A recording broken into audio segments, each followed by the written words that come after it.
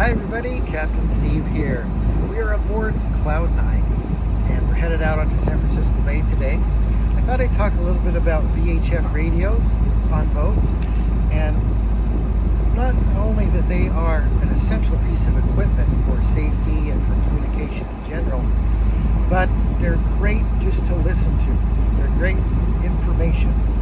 So I carry two VHF radios on board.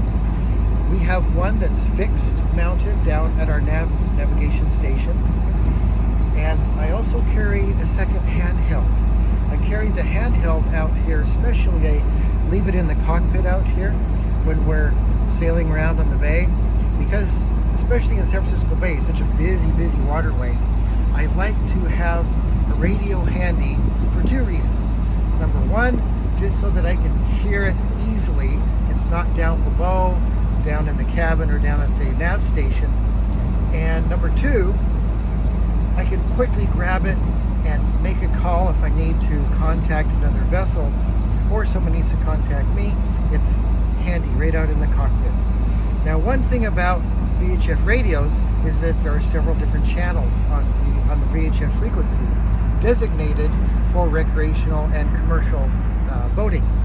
So the one frequency that everybody listens to is channel 16. Channel 16 is designated as a international distress and hailing frequency.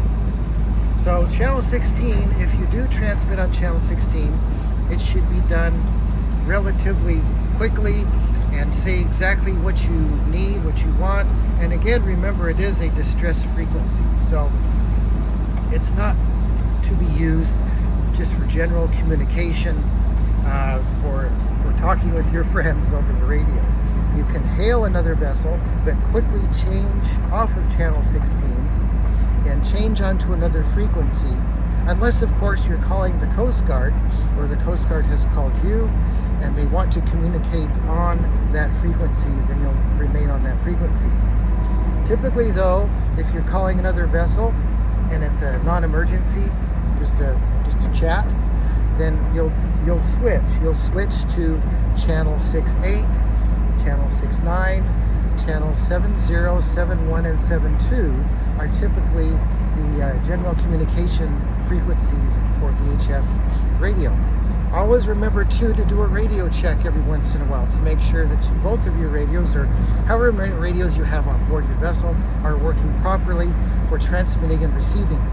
Radio check should always be done on channel 09. Channel 09. They should not be done on channel 16. And channel 9 is a designated frequency for that. It's very simple to do a radio check. You just hail radio check, radio check. This is, fill in the blank of your vessel name, requesting a radio check on channel 09. Most likely you'll have someone come back. If your radio is transmitting properly and receiving properly, you will hear them come back and tell you, yes, I hear you loud and clear, or however they pick you up on their radio. So you'll have a good idea of if your radio is functioning properly. But again, channel 16 is the frequency that most people monitor. I like to monitor channel 14, which is vessel traffic service in shore or in San Francisco Bay.